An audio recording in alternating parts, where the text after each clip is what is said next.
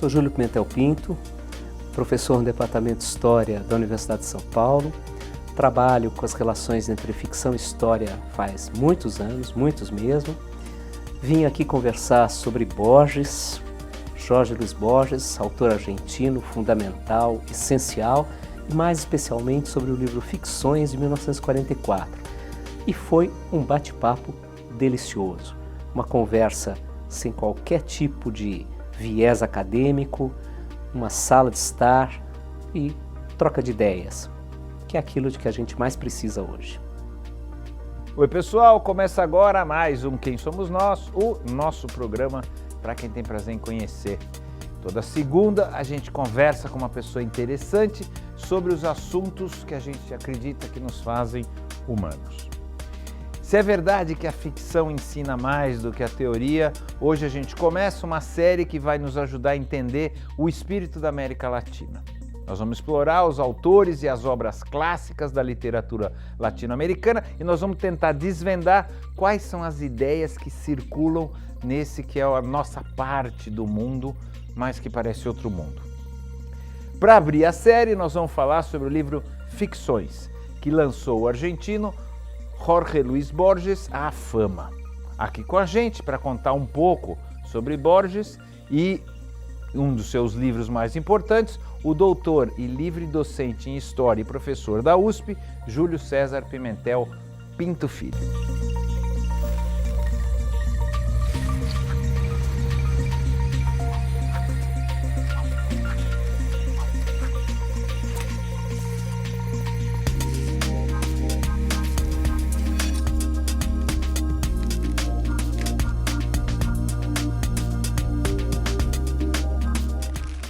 Quem é você? Eu sou um leitor, essencialmente um leitor. Faço um monte de coisas na vida, mas o que alinhava tudo, o que conduz tudo, é o fato de ser leitor. Fiz minha formação em História, cheguei a flertar com a história política no mestrado, numa espécie de vida anterior. Rompi com essa vida. O que quer dizer isso? Antes de pensar na literatura e na relação da ficção com a história como um problema central, antes de escolher a ficção como objeto de estudo da vida inteira e prazer. Dei aula em todas as possibilidades possíveis de trabalho, supletivo, escola técnica, cursinho, escola primária. Depois tive 2 grandes empregos na vida, uma escola maravilhosa de ensino médio que tinha em São Paulo, maravilhosa, que já fechou. E qual? Logos, escola Logos. 2 das minhas filhas estudaram lá. Eu sei. Você sabe? Sei. Sou eu que não sei as coisas? Tá bom. Eu era coordenador, eu me lembro mais da Mariana, eu era coordenador. Isso, você é mais velha. Eu era coordenador, já não dava aula, mas eu era coordenador na época. E dei aula há muitos anos, 12 anos na PUC de São Paulo, e há 20 eu estou no Departamento de História da USP. Trabalho com relação à ficção e história, estudei Borges, estudo Ricardo Piglia, estudo literatura policial, mas tudo isso é a vontade de ler. Arranjei um jeito de trabalhar lendo. Ganhar uma graninha podendo ler, é isso? Exatamente.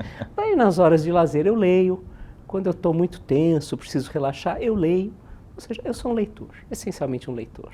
Mas vamos voltar lá para trás. Isso é desde sempre, desde molequinho, você se refugiava na leitura. Qual que é? Me conta um pouquinho. Vamos voltar lá atrás. Antes da faculdade, eu conheci na faculdade, eu vou voltar para antes. Acho que sim. Da minha infância, as lembranças são de jogo de botão e de livro na mão. Você é paulistano? Sou paulistano, morei até os 10 anos na Avenida Paulista, quase esquina da Brigadeiro. Então, paulistano no centro da confusão. Gosto, inclusive, de contar que eu joguei bola na rua, na Avenida Paulista, quando ela ficou um ano fechada para fazer um metrô, que depois não deu certo, fecharam tudo, desistiram, o metrô demorou décadas depois para aparecer. Passou um ano fechado, joguei bola na rua. mas sou paulistano. Então, sim, acho que desde sempre, desde sempre. Começando Por com... quê? Por que você acha que você quis? O que te levou É fascinante, né? Tem muita gente que, algumas pessoas que a gente conversa, que o livro servia como e acho que até para o Borges, servia como um jeito de sair do mundo. Um jeito de se refugiar do mundo, talvez um mundo hostil ou não. Então, para você era isso? Não senti hostilidade no mundo, não. Os livros faziam parte da minha casa, da minha vida. Os meus pais liam muito, gostavam de ler muito. Meu avô gostava de ler muito. Uma tia que era professora de português. Então, os livros sempre fizeram parte da minha vida. Não chega à radicalidade do Borges, né? O Borges dizia que sempre conheceu as coisas primeiro nos livros e só depois na vida.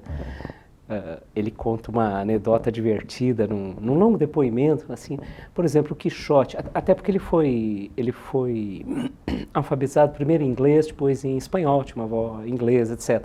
E ele leu o Quixote primeiro na tradução em inglês. Quando leu em espanhol, pareceu uma tradução mal feita, né? Essa ideia de que os livros abrem um mundo, os livros funcionam como um caminho para chegar à realidade. Não necessariamente, para mim, pelo menos numa hierarquia, primeiro os livros, depois a vida, mas as coisas vêm associadas, né? Ler é um jeito de olhar o mundo também, é um jeito de viver certas vidas além da comezinha, além da cotidiana, além do futebol na escola, além dos estudos, além de tudo. Então, não, nunca tomei como refúgio. Às vezes até hoje, né? Naquela hora que você está aflito, naquela hora que você precisa rezar, né? O meu jeito de rezar é pegar certos livros, é pegar certos autores, voltar a eles, buscar uma concentração absoluta. Então, acho que também é refúgio, às vezes, mas não é por princípio refúgio. É prazer, é curiosidade, é encontrar um mundo que às vezes é mais mundo que o nosso, que o real, porque explica coisas que a gente... nos permite alcançar coisas que a gente não alcança no cotidiano. Tá. E aí você resolveu primeiro fazer história. Da história você falou, não é história que eu quero literatura e vou tentar misturar uma coisa com a outra, é isso? Mais ou menos. Eu fui fazer história meio por acaso. Eu não sabia bem o que fazer e resolvi prestar história e fui ficando. Mas... em nenhum momento eu achei que a história não fosse aquilo que eu queria. Continua ainda hoje. Tem umas pessoas que olham o que eu faço assim meio de viés e falam, bom, isso não é bem história. Pode ser.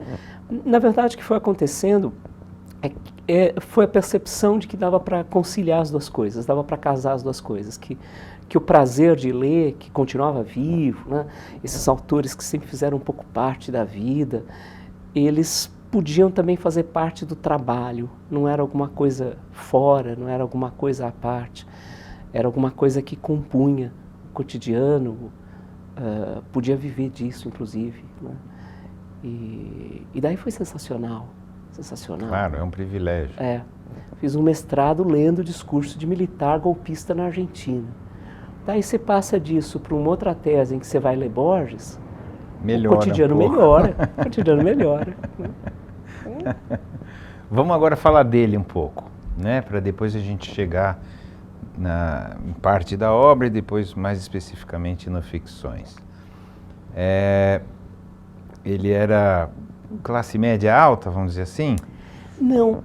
Você sabe que é uma imagem curiosa que se fixou de Borges como se ele fosse um sujeito com condições de boas, de razoáveis a boas de vida. Não, ele era classe média mesmo. Mas como que ele teve uma tutora inglesa? Ele não estudou, ele não estudava em escola, certo? Ele parece que... sim, pode ser mito, tá? Você me fala que está tudo errado.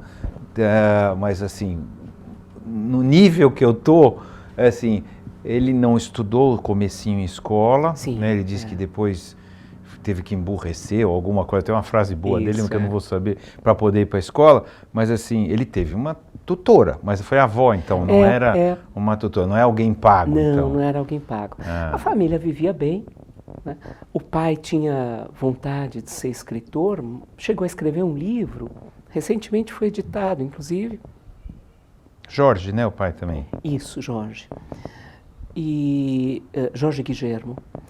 E teve uma primeira formação doméstica. Então eles viviam bem, não tinham dificuldade nenhuma. Depois, a mãe, Dona Leonor Azevedo,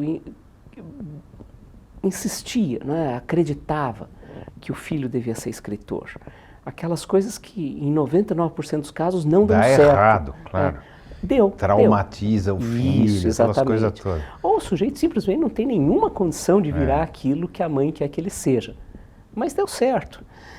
Durante muito tempo foi Dona Leonor que o sustentou com os recursos, né, depois da morte do pai.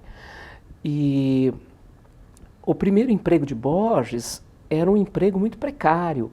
Foi numa biblioteca do sul de Buenos Aires. Ele conta uma história muito engraçada, que ele chegou à biblioteca, disse que era uma biblioteca minúscula, e o objetivo era catalogar os livros. Só que havia 3 ou 4 funcionários para fazer isso, e a biblioteca tinha 2.000 exemplares, uma coisa assim. Rapidamente poderia resolver. Nos 2, 3 primeiros dias de trabalho, ele catalogou uns 400. Daí chegaram para ele e falaram para ele ir mais devagar, porque senão não se justificaria o emprego. Perde o emprego. E o anedótico é grande, porque um dado momento um sujeito chegou lá e mostrou para ele um livro, falou, olha só, olha que coincidência, tem o mesmo nome que você. Bom, isso já era no final dos anos 30, ele não era um escritor conhecido popularmente, mas um sujeito já de prestígio no mundo literário. Era um livro dele, claro. O sujeito não tinha a menor ideia de que era ele. Ele achou engraçado. A partir daí, e depois da advertência de que não fosse muito rápido, ele passou a se refugiar num quartinho lá da biblioteca e passava os dias lendo. E, claro, ganhava muito mal. Daí, Perón ascende ao poder. Perón, nos últimos anos da década de 30, Borges tinha feito assinado manifesto e vários textos antifascistas, antinazifascistas. O golpe de 1943 do GOL, Grupo de Oficiais Unidos, era um golpe de militares simpatizantes com o eixo, daí já no âmbito da Segunda Guerra. Quando Perón chega à presidência, há um ato oficial que transfere Borges do posto que ele exercia na biblioteca para o cargo de inspetor de coelhos e galináceos nos mercados públicos. Porque ele era contra, não é isso? Claro. O Perón, ele se declarava publicamente contra. Isso, e aí exatamente. Os caras puniram. Dessa forma. Perseguiram a mãe, perseguiram a irmã, tal. Ele pediu demissão, obviamente, ele não ia inspecionar nenhum coelho, nem nenhuma galinha. Ele pediu demissão e daí ele passa a viver de cursos. É uma situação muito precária que ele tem nesse momento, porque você calcula, em 1946, ele já tem 47 anos. E daí ele vai viver de pequenos cursos. Havia um lugar super interessante em Buenos Aires, que se chama Centro de Estudos Superiores, Colégio de Estudos Superiores, e ele dá vários cursos lá, alguns deles foram perdidos, outros estão sendo recuperados agora. Tem o Daniel Balderson, que é um pesquisador da Universidade de Pittsburgh, que está retomando essa papelada.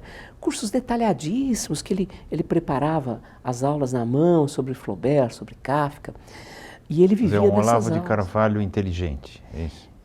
E bem mais interessante, né? Bem mais interessante. Mas não consegui, tive que falar. E você sabe, aproveitando que você fez a comparação, há aquela ideia de que Borges era um sujeito de direita, né? Que de fato ele foi. Um pouco, ele apoiou o golpe, depois ele recebeu uma comenda do Pinochet, não é isso? Sim. Esse é um negócio difícil de engolir dele, na verdade. Parece que não combina um cara com a inteligência que ele tinha, tudo bem, ele tinha aversão ao populismo. Isso. Mas o populismo não é só de direita, né? Não é só de esquerda, né? O de direita é fortíssimo. Sim, né? Sim. E ele não soube, eu tenho muita dificuldade de passar por isso, na verdade. Como é que um sujeito brilhante desse consegue apoiar uma ditadura assassina, Sim, como a do cruel, Pinochet, as ou duas, como a Argentina, da Argentina, foram né? Como? É curiosa a trajetória política dele, porque ele escreve o que, ao que tudo indica, foi o primeiro livro dele, que ele abjurou depois, nunca permitiu a reedição em vida, etc. É de 1919, ele ainda morava na Europa, ele vai em 14 para o pai se submeter a um tratamento. Ele herdou a questão de visão do pai, não é isso? Uma doença degenerativa, genética. Ele herdou e o pai, percebendo que a visão caía muito, vai fazer um tratamento em 1914 em Genebra e são pegos pelo começo da guerra, explode a Primeira Guerra Mundial, eles ficam por lá e ficam por lá longamente. Entre a Suíça e a Espanha, eles ficam até 21. E em 19, ainda na Europa, ele publica um livro que se chama Os Salmos Vermelhos, que é um livro espantoso para Borges, porque é um livro em que, por exemplo, ele celebra a Revolução Russa. Esse título tem a ver com isso, inclusive. Tem alguns poemas sobre a guerra, depois ele odeia, ele passa a detestar tudo que tem a ver com guerras, etc. Daí ele volta para a Argentina, e na Argentina, nos anos 20, ele se aproxima do radicalismo. Radicalismo é a União Cívica Radical.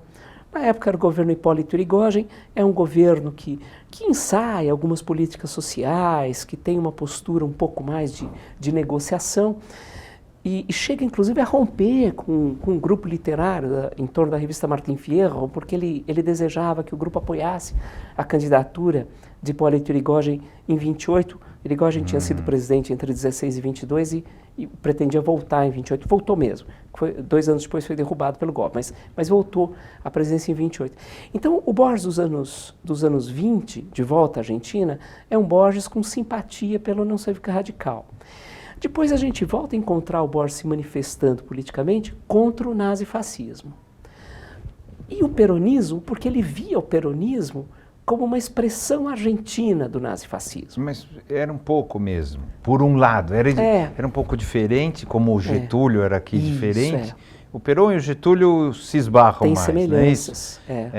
Menos com Hitler, mais Perón e Getúlio. Mas tinha essa coisa do personalismo, que era isso que ele odiava, não é isso? Do personalismo, do nacionalismo exacerbado. O nacionalismo é o grande desconforto para Borges. Que ele achava um pouco hipócrita tudo isso, né? Que o nacionalismo era restritivo.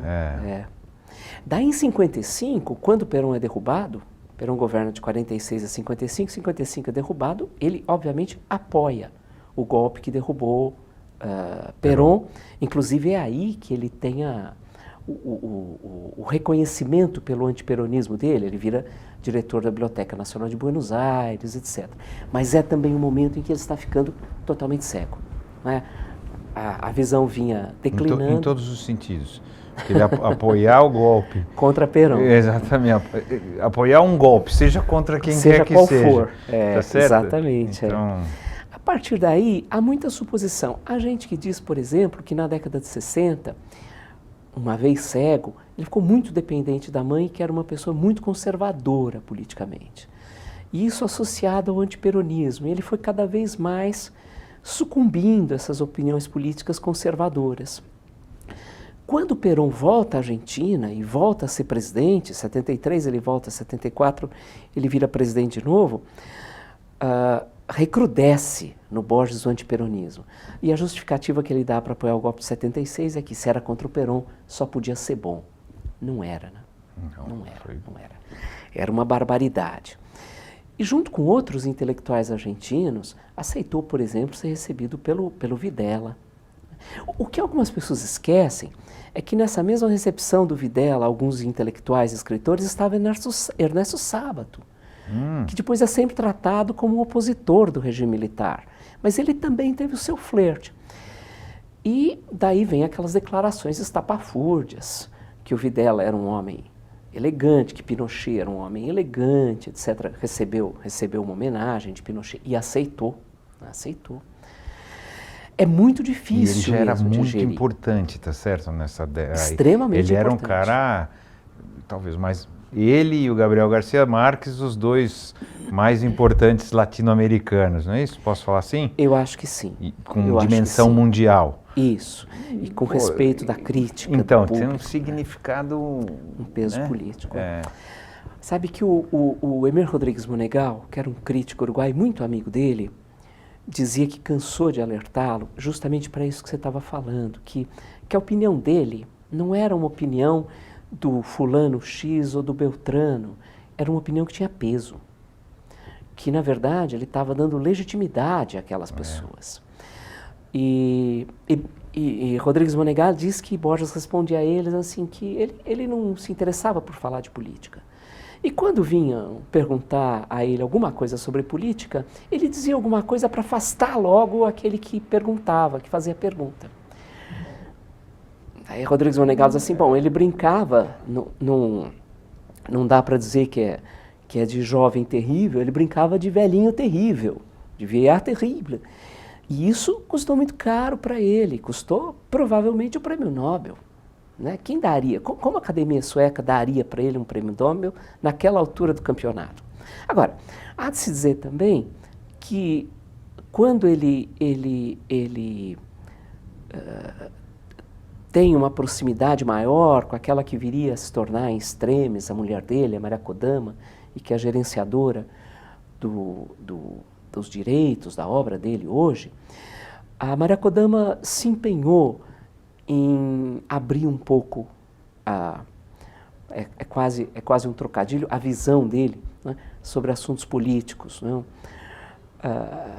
Por exemplo, ela promoveu um encontro dele com mães da Praça de Maio, e ele mais de uma vez reconheceu erros.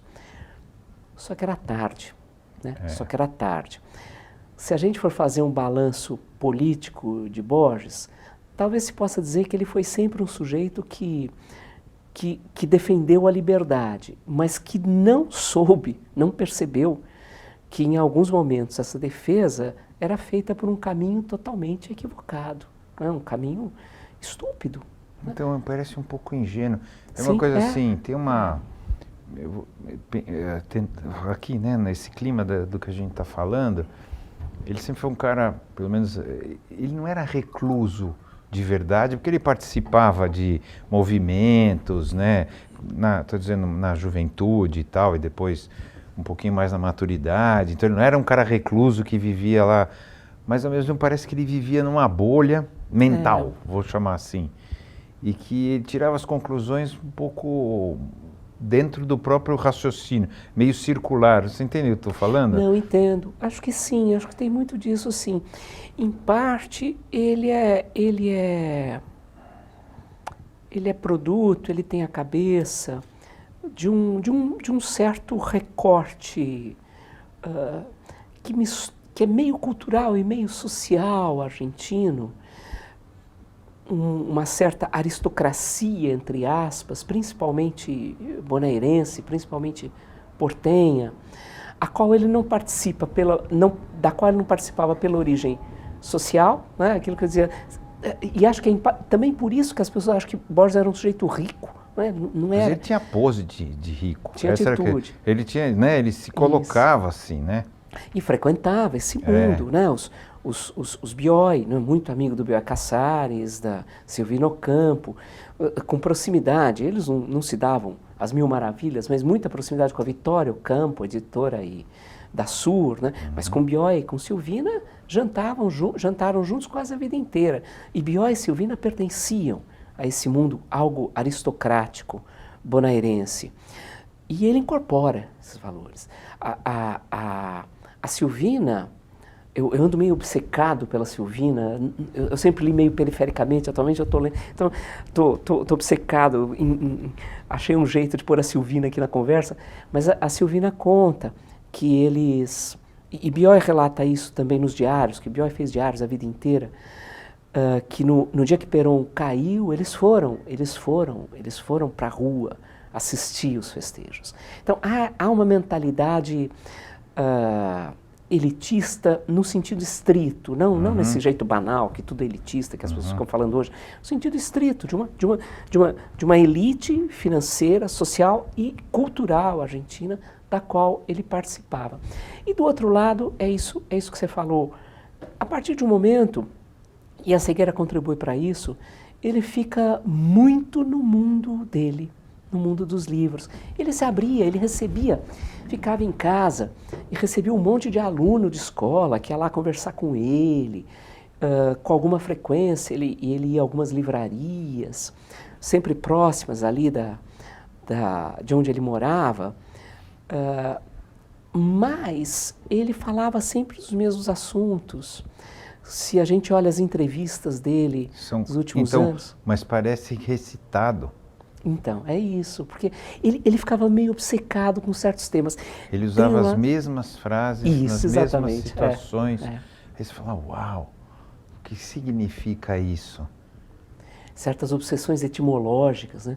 Eu tenho um amigo que se chama Jorge, homônimo dele, que o recebeu quando ele veio aqui uma das últimas vezes que ele veio a São Paulo, e foi receber, já se conheciam, mas ele voltou, assim, diz que ele passou horas falando sobre as origens do nome Jorge, né? Ele queria falar daquilo, não queria falar de nada mais.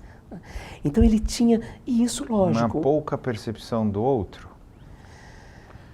Que é estranho também dizer isso para um cara que... Não sei dizer. Eu tenho uma... Hoje em dia pega mal falar isso, né? Que a pessoa tem pouca percepção do outro. Mas sim, eu acho que ele queria que as pessoas entrassem no mundo dele. E era muito convidativo para as pessoas entrarem no mundo dele. Muito fascinante, né? Um mundo em que você convive com Quixote, em que você pode passar, para quem gosta, é claro, você pode passar 4 horas discutindo passagens do Ulisses do Joyce, né? Ele adorava aquilo. Então, quem o buscava queria aquele mundo. E daí ele ficava confortavelmente naquele lugar. Como rei desse mundo. Só que o descompasso em relação ao que está acontecendo na rua vai se ampliando, né? O abismo Essa vai é a ficando sensação maior. que dá. Ao Acho mesmo que é tempo, isso, e ele teve, é difícil sempre colocar isso, mas o pico criativo na década de 40 a 50, né? Nas 45 a 50 e pouco, não é isso? Eu sei que é sempre horroroso fazer isso que eu estou fazendo, mas como as pessoas colocam assim, tem o Ficções, o Aleph, né, que são dos anos 40. 40, 50 parece que foi 50. O uau, assim, dele. Depois, ok. É assim? Podemos falar assim? Eu não acho isso. Eu não acho. Mas não. Se acha, não é? Se acha, as pessoas, se acha. Sim, de novo, eu não sou especialista, nada, mas isso é um meio senso comum que você discorda, mas é um senso comum. Eu discordo, mas eu sei que eu sou a voz que... Não, ótimo, então discorde, por favor. Porque Ficções e o Aleph, 44 Ficções, 49 o Aleph, né? Fez 70 anos agora. São livros absolutamente extraordinários e foram os livros que transformaram Borges no Borges. No Borges que, dentro e fora da Argentina, se tornou quase uma unanimidade. A tradução francesa de Ficções, na coleção do Roger Caillois, se não me falha a memória, é de 51. Então é muito rápida a difusão fora da Argentina. 61 ele ganha o prêmio Fomentor, divide com Samuel Beckett, que é o mais importante depois do prêmio Nobel, né? Então foram os livros que consagraram Borges. Agora, talvez sejam menos argumentos literários e mais argumentos pessoais. Eu acho que ele escreve nos anos 60 e 70 livros absolutamente extraordinários. Eu acho que o Informe de Brode, por exemplo, que é um livro de histórias curtas também, de contos dos anos 70, é um livro deslumbrante. A Volta à Poesia, né? Ele volta à poesia. Ele começou nos anos 20, não é isso? Depois abandonou, virou um narrador afastado. De histórias curtas. Sempre, quase sempre. Quase sempre, jamais romance. Então, jamais, também é uma coisa estranha, é difícil um cara ficar muito famoso fazendo contos, não é? Ele gostava de alguns romances, né? Eu citei Ulisses agora há pouco, mas ele achava muito difícil manter o rigor, a precisão, o engenho numa forma longa. A forma breve como mais concisa, né? Há uma definição que até foi um pouco banalizada e às vezes é mal entendida do Cortázar sobre a diferença entre o conto e o romance. Cortázar, que aliás publicou o seu primeiro, o primeiro editor de Cortázar, do conto A Casa Tomada, foi Borges, né? E Cortázar comparava o conto, o Cortázar adorava boxe, e comparava o conto a uma vitória por nocaute e o romance a uma vitória por pontos. Isso acabou sendo um pouco banalizado, as pessoas passaram a achar que essa coisa de comparar o conto à vitória por nocaute é que o conto tem que derrubar o leitor. Não é isso. Não, claro. É a concisão, né? a brevidade, um enredo só, mas fechado. é menos valorizado no Muitas mundo vezes. literário, tá certo? Não, O contista não é tido como o grande cara. O romancista mais, não é isso? acho que há um certo preconceito nisso, Não, mas mas existe né? essa ideia, sim, É. existe um preconceito de uma parte da crítica. Né? Isso. O Assis Brasil, Luiz Antônio Assis Brasil, grande escritor brasileiro lá do Sul, ele fala que ele começou... o primeiro sujeito a dar cursos de escrita criativa, 40 anos atrás, lá no Sul, o sujeito tem um trabalho maravilhoso, vários autores que hoje em dia são muito conhecidos começaram com ele, Daniel Galera, Carol Ben-Simon, começaram com ele, né, no curso de escrita criativa do Luiz Antônio Assis Brasil. E o Luiz Antônio Assis Brasil diz assim: todo contista tem que ouvir a pergunta: quando é que você vai escrever um romance? É isso mesmo. Porque todo mundo fica quando vai ser esperando. sério? Quando vai ser sério? Quando é que você vai dar o salto? Claro, né? quando vai ficar bom. E Borges tinha a visão quase oposta a isso. Ele viu o romance como algo de quase impossível. Exatamente. Fica frouxo. Quase impossível Eu entendo. realização. Né? Então ele volta à poesia nos anos 60 e 70, tem grandes poemas. Né? Acho que o Outro Mesmo, que é de 64, é um livro de 64, é um livro primoroso. Então, eu até por esse gosto pessoal de ler a poesia e a contística, a ensaística dos anos 60 e 70 dele, eu tendo sempre a rebater, falar, não é verdade. Mas quase todo mundo acha que, de fato, o grande Borges talvez pela dos anos surpresa, 40, é isso? Não sei dizer, ele não é que ele inventou um jeito, mas assim, ele abriu uma porta, não é isso? E talvez a importância, eu estou tentando, porque ele abriu um jeito de se fazer literatura e que depois abriu uma porta para um monte de latino-americanos, não é isso?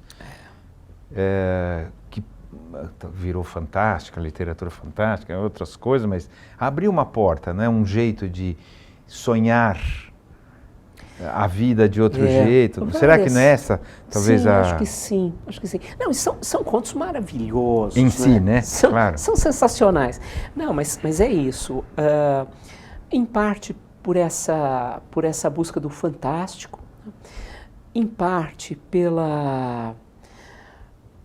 por essa diluição das fronteiras entre o ensaio e a ficção.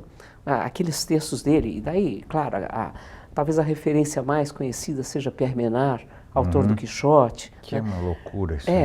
Que tem a aparência de um ensaio, parece um estudo sobre um autor, mas na verdade é tudo integralmente fake, ficcional.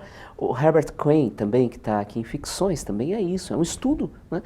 A mistura de citações, ele faz citações de autores verdadeiros, mas as citações são falsas. Ele inventa autores e põe palavras reais nas bocas deles, né? E isso cria abre portas imensas, né? Abre portas imensas. Ele era sóbrio, assim, ou ele usava drogas, bebida? Jamais. Porque você lendo, você fala assim, como que o cara conseguiu partir daí? Não parece um pouco lisérgico? Você fala assim, como o cara conseguiu partir? Você fala assim, a ideia é o seguinte, eu vou inventar um cara que vai reescrever, tá certo? Todo o Cervantes, como se fosse, ignora o Cervantes. Linha a linha, palavra a palavra. Como que alguém começa daí, não é? Na época que eu dava aula em segundo grau, que era maravilhoso, né? Eu me ressinto até hoje, eu não posso mais, porque a USP exige dedicação exclusiva, mas se não fosse isso, eu estava no ensino médio, é absolutamente fascinante dar aula para adolescente. E daí eu dei uma vez, eu dei várias vezes, mas uma das vezes eu dei as ruínas circulares. As ruínas circulares você pode ler de vários jeitos, é claro, mas você pode ler, por exemplo, como uma reescrita do Golem, né? Do sujeito que é chamado para salvar. Do judeu, né? Exatamente, da tradição judaica. Mas é a história de um sujeito que imagina um mundo e imagina a si mesmo numa imbricação de sonho e realidade. E daí eu dei lá pro pessoal, eu não lembro se era segundo ou terceiro colegial, e daí pedi para lerem tal coisa. Daí na aula seguinte, vamos discutir as ruínas circulares. O menino falou, cara, ele fumava. Falei, não. Mas parece. Parece, pode parecer. Mas não. Pelo contrário, né? Porque é um cerebralismo levado tão longe, tudo é calculado, tudo é medido.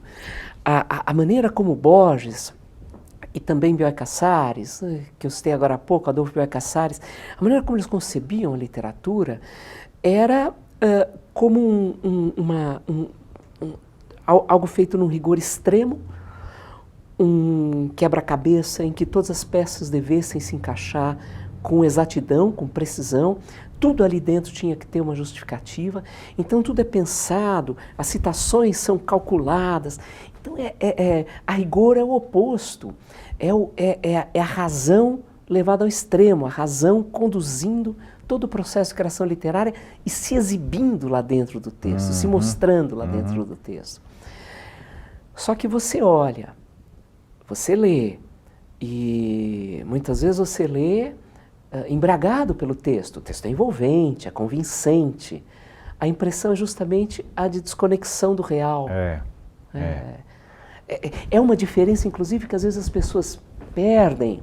Você falou do Garcia Marques agora há pouco. Muitas vezes as pessoas comparam o que há de fantástico em Borges ao chamado realismo mágico. Então, diz que que falam ele abriu uma porta para isso, né? Mas são assuntos completamente diferentes. Né? Ninguém nasce com rabo aqui, né? Então é um outro alucina. Tipo de tudo maluquice. É uma maluquice, a gente tem que admitir. A razão extrema exatamente, leva a isso. Fala, isso aqui é muito louco. Quando inventa também um outro universo, um outro mundo. Claro. Que é horroroso falar, não sei, ainda bem que você falou saúde, parece que você vai espirrar, porque é difícil de falar, mas quando inventa esse outro, com tudo, com os detalhes, etc., você fala, É um imenso jogo, né? Mas é um jogo em que a razão sempre conduz tudo. Para o leitor, a perspectiva é de que você está fora do mundo, que há algum tipo de desconexão, e, no entanto, tudo ali tem a sua referência. O que você acha que ele queria falar? Porque é uma coisa difícil, você entende a pergunta? Acho que entendo. Onde ele queria chegar? Eu acho que sempre Borges quer... Só interpondo um comentário. Muitos anos atrás, 95, quando eu defendi doutorado sobre Borges, eu usei numa passagem da tese, eu não me lembro mais do que eu estava falando naquela altura do campeonato, eu falei assim, Borges flerta com tal coisa. E daí na banca estava um dos maiores entendidos de Borges que tem no Brasil, Jorge Schwartz, e falou assim, Borges não flerta com nada. E é verdade. É isso que me ocorre, assim, sempre, eu acho que Borges quer falar da literatura, do processo de construção literária, do repertório literário, do trabalho da leitura. Então, mesmo quando ele cria esse universo fabuloso, né, fabuloso no estrito senso de fábula, que soa extra-humano, sobre-humano, alguma coisa assim, ele está enredando o leitor para o leitor perceber ali dentro de que maneira se opera a construção literária, quais são os caminhos, quais são os percursos. Para quê? Para falar de literatura. O que ele queria? Ele queria discutir a literatura. E ele queria também desenvolver fora toda a parte teses. do prazer das coisas, mas eu estou falando, sem entrar na coisa do prazer estético que dá ler e tal, mas onde ele queria chegar? Porque muito... Eu acho que ele quer muitas vezes, defender certas teses sobre o que é literatura, certas ideias que ele tinha sobre o que é literatura. Pega, por exemplo, o que é um dos contos mais conhecidos de ficções, que é o Jardim da Biblioteca. de Sendeiros que se bifurcam. Se bifurcam. Que também é um documento, né? Um aparente documento, lógico, inventado, mas um aparente documento que é trazido para esclarecer um episódio, patati, patatá. Você pode ler aquilo e se divertir para burro. Né? Inclusive ficções, ele sai, o livro é de 44, mas há uma primeira edição, um livro que é publicado em 41, que se chama O Jardim de Sendeiros que se Bifurcam, que tem 8 histórias. Depois, em 44, vira ficções agregando um outro tanto que é artifícios. Né? E esse nome também merece atenção, né? Porque artifício é justamente o que não é natural, né? O que é... Mas o Jardim de Sendeiros se bifurcam. No meio de tudo aquilo, qual é a ideia? Há 500 mil tem ideias várias, ali dentro. É isso que eu ia falar. Tem 500 Você mil ideias sabe ali dentro. qual é. Mas tem uma ideia que talvez vício do historiador, mas que me chama a atenção muito. Quando se vai falar de labirinto, e o antepassado do narrador, do sujeito que escreve o documento, havia num dado momento da vida, isso é relatado no texto, no suposto documento que é usado, se afastado de tudo com 2 projetos: escrever um livro e construir um labirinto infinito. E aparentemente o sujeito fracassou, né? O antepassado do chinês narrador fracassou, porque o livro que ele deixou manuscrito ninguém quis editar, porque não tem pé nem cabeça, é todo anacrônico, é todo disparatado, e o labirinto ninguém achou. E o que eu conto é o momento em que o descendente, perplexo, descobre, por intermédio de outra pessoa, que na verdade os 2 projetos eram uma coisa só. E que o labirinto, essa constatação que tem na metade do texto, o labirinto não é no espaço, o labirinto é no tempo. Né? Bom, o que tá e há várias digressões sobre o que significa um labirinto no tempo, de que maneira a cada momento nós somos diferentes, o eu que está aqui com você agora, nesse momento nós somos amigos, nós estamos conversando, num outro tempo, numa outra passagem do labirinto podemos ser inimigos e vamos disputar, vamos nos matar talvez, ou podemos estar aliados contra uma terceira pessoa, contra qualquer deles que esteja aqui. Mas qual é entre tantas outras, insistindo para não simplificar demais as coisas, não resumir, não banalizar. Né? Uma das ideias mais fortes que tem ali dentro é a ideia da leitura, de que nós sempre vamos ler o livro, esse livro que é um labirinto infinito no tempo, de uma outra maneira. Bom, essa é uma ideia que hoje é relativamente frequente na teoria literária, mas que é uma das grandes teses de Borges na vida. Ele gostava de dizer, eu escrevi alguns livros, mas eu me orgulho dos que eu li. Aquele crítico que eu citei agora há pouco, Emílio Rodrigues Monegal, escreveu um trabalho lindo, dizendo que a obra de Borges é uma poética da leitura. Partindo de Pierre Menard, autor do Quixote, né, porque ele é um leitor que vai reescrever tal coisa, mas a ideia do labirinto no tempo, a cada vez que eu leio de um outro jeito, isso acaba... eu vou usar uma metáfora que Borges odiaria, mas é que está na minha cabeça agora, inseminando, né? Não gosto das metáforas, fertilizando, não gosto delas, e Borges também odiava, mas... Ele chegou a usar lá atrás, né? Ele gostava de metáfora lá no comecinho, a celebração, né? Nos ensaios, como ele diz, esquecidos e esquecíveis. Depois ele falava, depois ele negava, né? Tem uma história genial sobre isso, mas para mas continua. Não me perder, inseminando... eu vou voltar. Inseminando, fertilizando, qualquer outra metáfora desse calibre, um monte de autores. Né? Quando a gente lê, por exemplo, o Ítalo Calvino, Se um Viajante numa Noite de Inverno, em que o sujeito vai à biblioteca, compra um livro, chega em casa, tem umas páginas em branco, ele volta para troca por outro exemplar, e as páginas em branco são outras, e a todo momento é uma outra história. A ideia de que o leitor é o criador, a ideia de que o leitor não existia antes? ela pode existir, ela aparece tangencialmente. Você pode ler algumas coisas que foram feitas antes, orientando para essa conclusão. Mas a partir de Borges, ela é inevitável. Assim, o escritor é um amanuense do engenho alheio, em que o trabalho do amanuense, daquele que compila, que recorta, que reúne e produz uma outra coisa, é mais importante do que o engenho alheio. E aí a gente tem um paradoxo que é sensacional, porque na prática o que ele está negando? Ele está negando originalidade. Não existe originalidade. De alguma maneira ele defendia o plágio como um tipo de homenagem. Como uma homenagem. Como um tipo de homenagem. Que a gente não deve praticar. Então, tem muita gente que dispensaria esse tipo de homenagem. Tá não se deve praticar. Né? Não faça isso em casa. Né? Exatamente. Mas eu compreendo, claro eu compreendo agora para o lado correto, assim, eu entendo tentar reproduzir de alguma maneira uma coisa maravilhosa, mas neste processo ele acaba gerando outras coisas. Então, nega a originalidade, mas de uma forma extremamente original. Mas o que está correto também, né? Não existe esse do nada. O zero.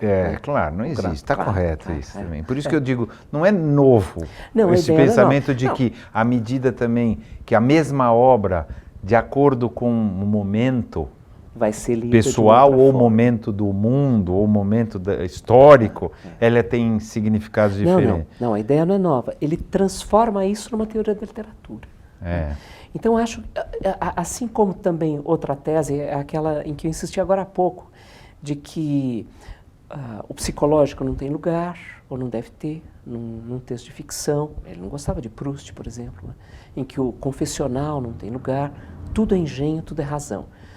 Isso pega um pouco e em outros lugares não pega. Né? Mas, de qualquer maneira, acho que o grande empenho dele é para construir certa ideia de ficção. Ele tem um projeto, uma teoria da literatura que ele tenta desenvolver, que ele desenvolve ao longo da obra dele. E que você pode ir atrás ou não dela, né? Quer dizer, você pode ler só pelo prazer de ler. Mas você pode passar a acreditar naquilo, né? Você pode, inclusive, passar a ver o mundo pelos olhos dele. O que eu fiz quando você perguntou quem eu era? Eu falei, eu sou um leitor. Ele falava isso, exatamente, eu sei. Eu ia falar, você plagiou o Borges, mas eu resolvi esperar para falar isso. Eu não consigo pensar mais sem ser através do Borges. Hoje em dia, através do Borges, é através do Piglia, mas eu não consigo mais pensar através do Borges. Ele fala, por exemplo, tem um texto sobre literatura policial, que ele adorava, que é um gênero, um subgênero, que é meio depreciado pela crítica e tal. Mas ele adorava, ele sabia que aquilo era absolutamente genial. E ele tem um texto em que ele diz assim, Edgar Poe, na verdade é uma conferência, Edgar Poe não criou um gênero, ele criou um leitor, o leitor desconfiado. É o sujeito que se acostuma tanto a pegar um texto e achar que tem algum mistério ali dentro que ele precisa decifrar, que se ele pegar um livro que ele não conhece, que ele nunca ouviu falar, e começar a ler em algum lugar da Mancha, ele fala assim, por que em algum lugar da Mancha? O autor está sonegando uma informação minha. Está me enganando, está me levando para um lado. Ou seja, criou o leitor desconfiado. Né? Que, na verdade, a narrativa policial, mais do que um gênero, um subgênero literário, ela produz uma nova forma de ler, uma nova aproximação das pessoas em relação aos livros. Então, de novo, né, é uma concepção de literatura que está em jogo aí. A literatura que depende muito do leitor, que se consuma no leitor. Umberto Eco, que era admirador profundo de Borges, né? E, inclusive, homenageou Borges no Nome da Rosa, de uma maneira curiosa, né? O Umberto Eco escreve nos anos 60 Obra Aberta, em que ele sustenta teórica, conceitualmente, a ideia de que bom, ele parte, lógico, de certas peças artísticas que estão sempre em estado de transformação, os móveis do Calder, aquelas coisas assim, o Nouveau Roman francês, tal. Mas há ali uma leitura de Borges muito profunda, nessa ideia da contínua reinvenção de tudo que foi feito, na recriação, seja por meio do plágio, seja por meio da citação, né? A citação como um recurso também de inventivo. Mesmo as falsas. Mesmo as porque falsas. Ele fazia as falsas ainda várias, mais. né? Ele fazia várias falsas. Isso, Então, ele foi... Então, depois a gente até já voltou, passou, falou... Ele ficou ou quase completamente cego aos 50 e poucos anos de idade, não é isso? Que foi mais ou menos na década de 50. Na metade mais da ou menos década não, de 50. na década de 50, ele é de porque ele nasceu em 99, né? 99, nasceu 1900 quase, né? Então, mais ou menos na década de 50, ele via vultos, pelo Isso, que eu exatamente. entendo, né? Ele nunca ficou, consta que ele nunca ficou totalmente, mas não não podia havia ler, não podia operacionalidade escrever, nenhuma. etc. Só... Que no cinema, né, no ambiente escuro, tal, com a projeção na tela, ele percebia os movimentos, né? Percebia os movimentos. E é uma cegueira gradual. É muito bonito, inclusive, é muito bonita a maneira como ele relata a perda das cores. Ele insiste bastante que o amarelo foi a última cor que ele perdeu. Ele foi perdendo as cores e o amarelo ainda restou um pouco mais. E o amarelo é uma cor muito associada a ele, a figuração do tigre que é presente, né? Então as listras, etc.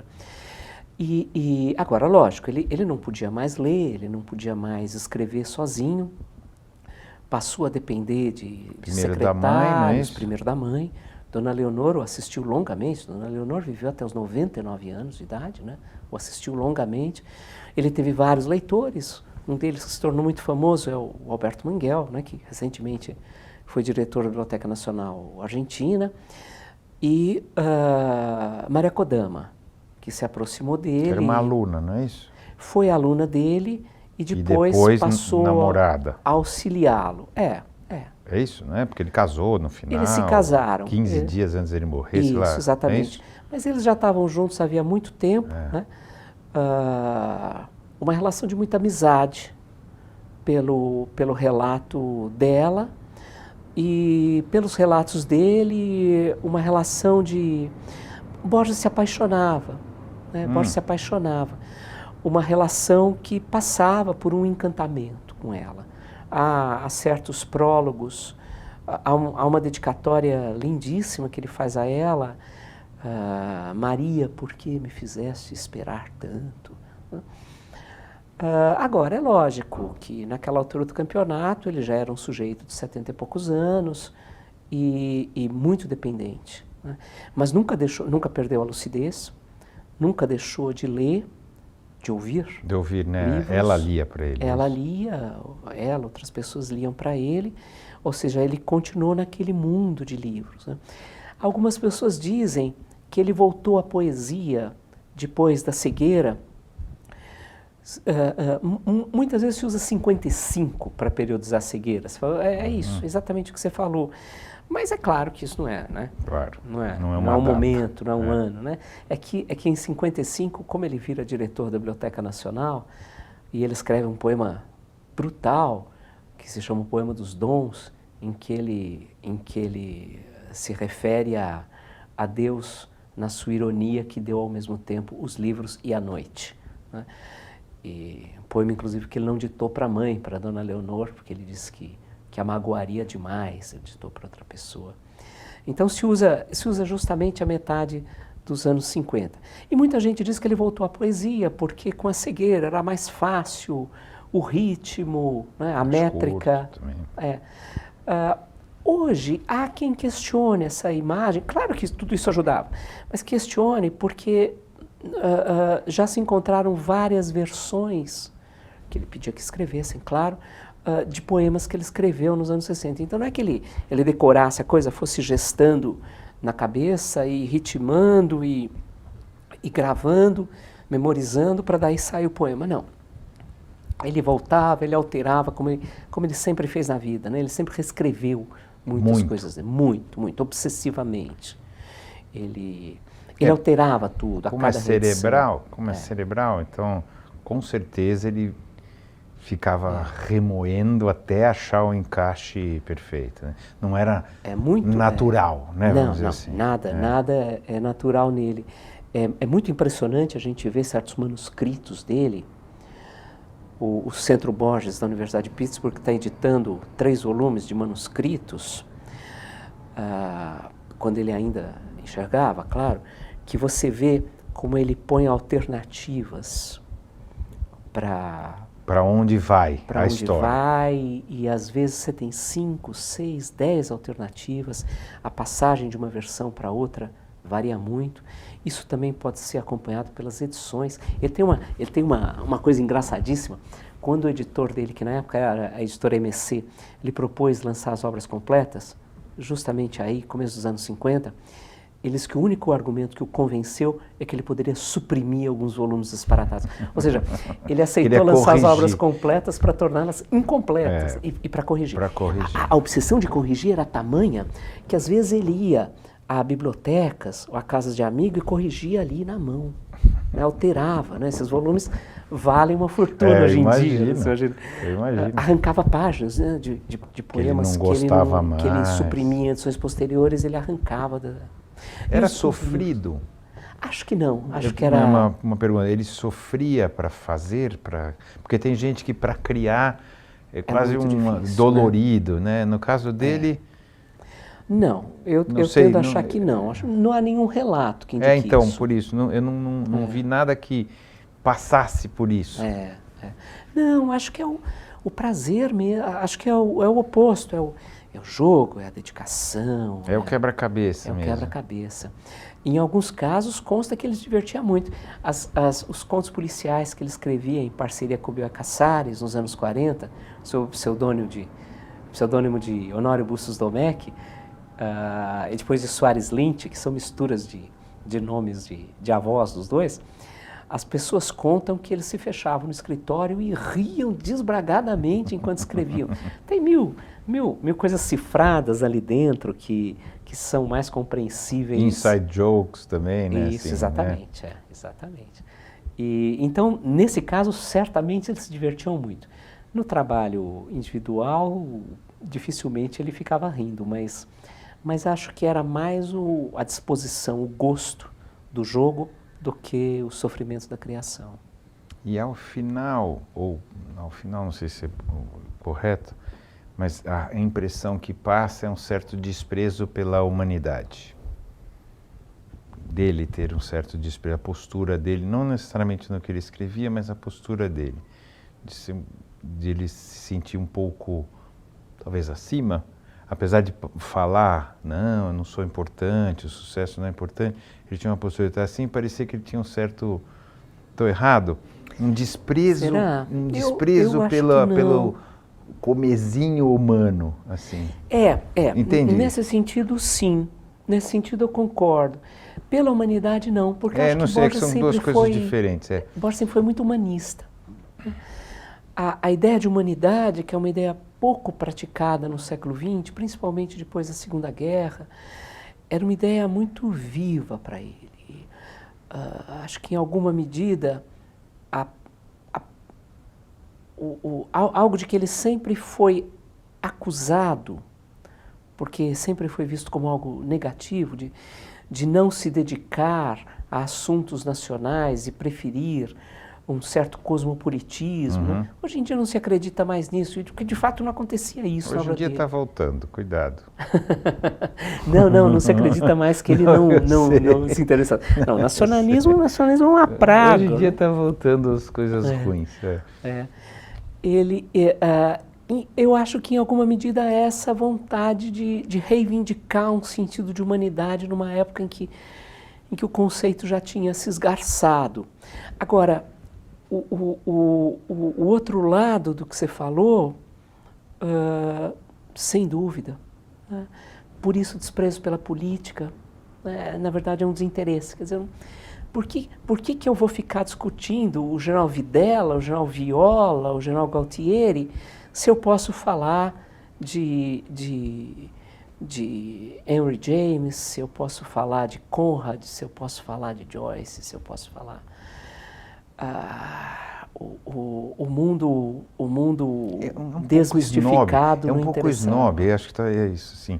Tinha uma colocação um pouco snob em relação à vida do dia a dia. Acho que era um cansaço. Acho que era um cansaço. Às vezes essa imagem me lembra um pouco, e em parte também a dificuldade que a cegueira trazia. Ele falava de vez em quando que ele não podia correr o risco de passar 2 horas lendo o livro de um autor novo e sentir que ele tinha perdido 2 horas quando ele tinha pouco tempo de vida e poder dedicar isso a Ledante, a reler Homero, né? Me lembra um pouco o João Cabral. O João Cabral também falava, também cego no fim da vida, né? Muito menos tempo que o Borges, é lógico. Mas o João Cabral também falava isso. Eu não posso perder tempo. Então tem algo que pode soar como snobismo, mas que na verdade é quase eu acho que é em parte cansaço um desespero e em parte da aflição. morte, de que vai chegar. Eu não vou mais ter nada disso. Ele era religioso? Essas coisas? Não, né? Era ateu, né? Agnóstico, não ateu. Sei lá. Oscila entre os dois. Tá. Mas muito interessado em questões religiosas. Né? Então, um grande interesse na tradição judaica, um grande interesse no budismo, né? Ele tem um livro sobre o budismo, escrito em colaboração, mas sempre pelo lado mítico, pelo lado filosófico das religiões e não pela crença ou pela devoção. Então, eu acho que tem puxa, por que eu vou desperdiçar essas horas se eu posso... Eu estou ficando mais velho, eu consigo entender um pouco isso. Eu entendo perfeitamente. É verdade. Eu não tenho muita certeza se eu gosto disso, mas dá essa sensação. Se eu gosto disso em mim, né? Tô falando. Assim, pô, mas tem isso aqui que eu gosto tanto, que eu já li e quero reler. E tem isso aqui que eu não tenho muita certeza se eu vou gostar, eu vou ler de novo aqui. É um pouco... É perigoso. Claro, porque você começa a se limitar, não importa o quão grande seja esse universo, você começa a se limitar do universo, do que está acontecendo agora. Você começa a viver no seu universo, né? Que é um pouco o que foi acontecendo com ele, num extremo absurdo de ficar cego, portanto voltado cada vez mais para dentro. Claro, mais dependente, né? Eu brinco com os meus alunos, falo assim, olha, eu tenho 55 anos. Por dever de ofício, eu tenho que ler um monte de coisa de que eu não vou gostar. Eu sei que não vou gostar. Mas já me permito não ler algumas coisas. Vocês não. Vocês não têm que ter preconceito, não tem que fazer escolha nenhuma. Tem que ler. Não vem com essa história de que Paulo Coelho não vale a pena. Tem que ler para ver se não vale a pena mesmo. Se fulano, beltrano é bom ou ruim, você vai descobrir depois que você lê. Não pode ser discípulo de críticos. É preconceito. Claro. Vai ler. Né? Com 55 anos eu já me dou o direito de escolher. Claro. Algumas coisas eu deixo de lado. Mas quando, né, você tem... Meus alunos têm 20 e poucos anos, não tem que ler o que ele passa pela frente. Né, isso mesmo. História em quadrinho, para criar jornal. seu próprio critério. Né? E para ver que uma das coisas mais fascinantes que tem na ficção, e não só na ficção, né, porque eu dou aula no curso de História, e daí tem as leituras historiográficas e teóricas e conceituais. E é muito tentador, sobretudo quando você está bem no comecinho do curso, é muito tentador que você escolha uma vertente historiográfica e fique nela. Só que é restritivo, a rigor é absurdo, porque você tem que circular, você tem que conhecer. Tem que abrir, deveria fascinante ser assim. É a diferença, claro. Né? Não é a igualdade. Então na ficção, não importa, na filosofia, não importa. Você tem que buscar tudo que tiver ao teu alcance, você tem que... até porque de repente você tem uma surpresa. Você vai ler aquele sujeito que você acha que não espera nada e aquilo acontece. E vem uma coisa incrível. Né? Você está na livraria, vê um título, o que será que é isso? Bate o olho na orelha, bate o olho na quarta capa. Às vezes a capa é bonita, chama atenção. Né?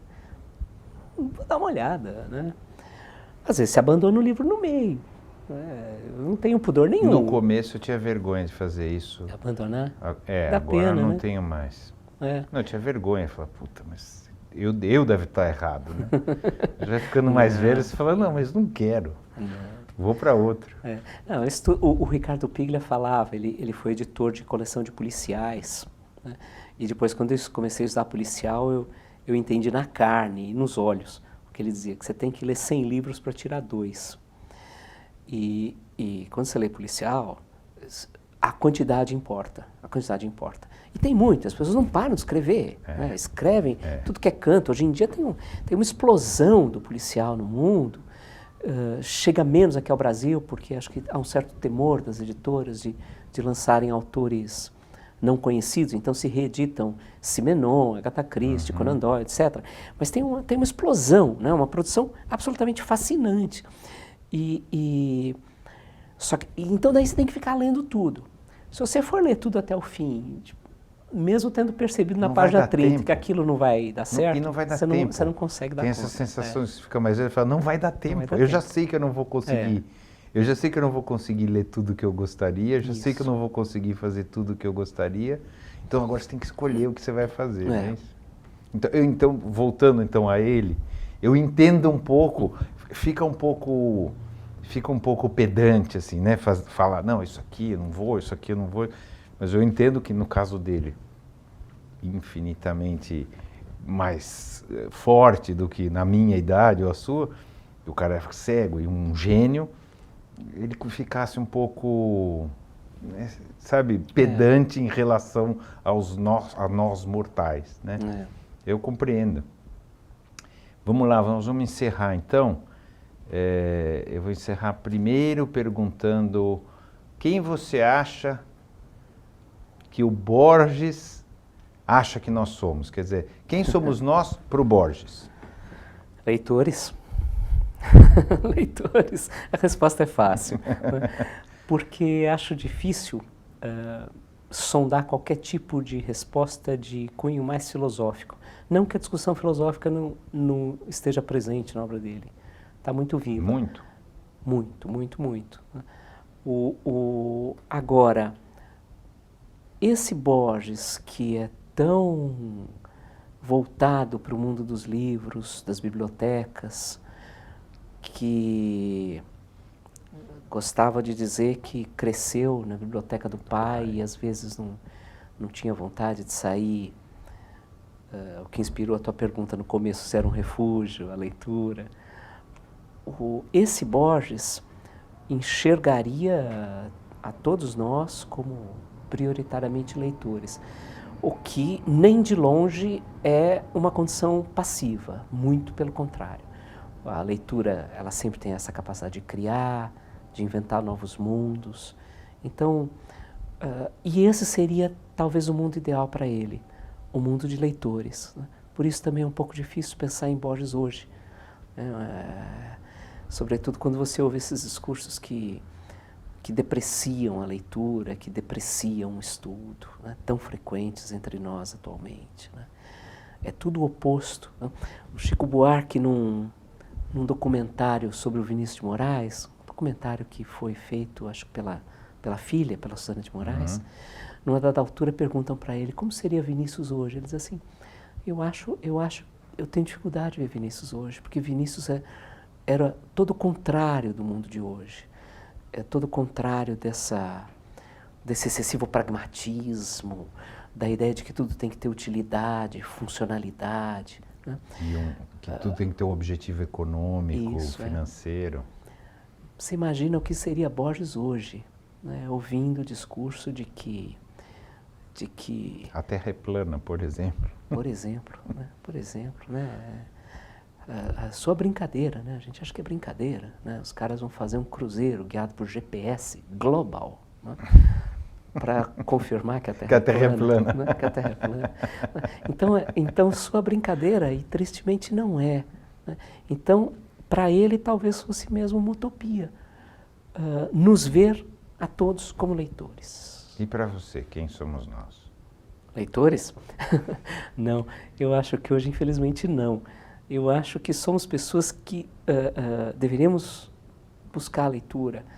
E porque a leitura é, seja Borges, seja qualquer coisa, ela é um conhecimento do mundo, né? É uma revelação do mundo. Ficção ou não ficção, não importa.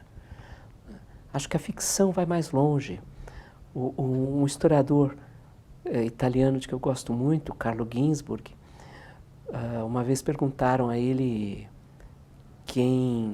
qual conselho que ele daria a jovens historiadores. Ele, assim, leiam romances, porque se você leu Dostoiévski na adolescência, você desenvolveu um tipo de imaginação moral, que não tem nada a ver com moralismo, tal, mas uma capacidade de enxergar o mundo de forma mais complexa, né,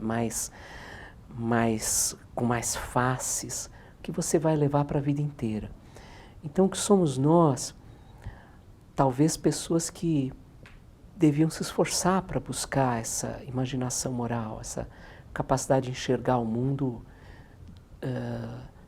com muito mais tolerância. Isso é o que nós deveríamos ser. O que nós somos? Umas pessoas meio perdidas hoje. Né? Pessoas meio perdidas que tentam se apegar ao que está ao alcance da mão e, em geral, o que está ao alcance da mão é muito pouco. Né? É um discurso político banal, é o preconceito, é a limitação. Né? Acho que esse pessimismo também tem algo de borgiano, mas é difícil não ser pessimista com o que a gente está vivendo aqui no Brasil e no mundo hoje. Né? Então, acho que hoje nós somos muito pequenos, e deveríamos, daí ao lado otimista, deveríamos buscar um pouco mais que isso. Boa!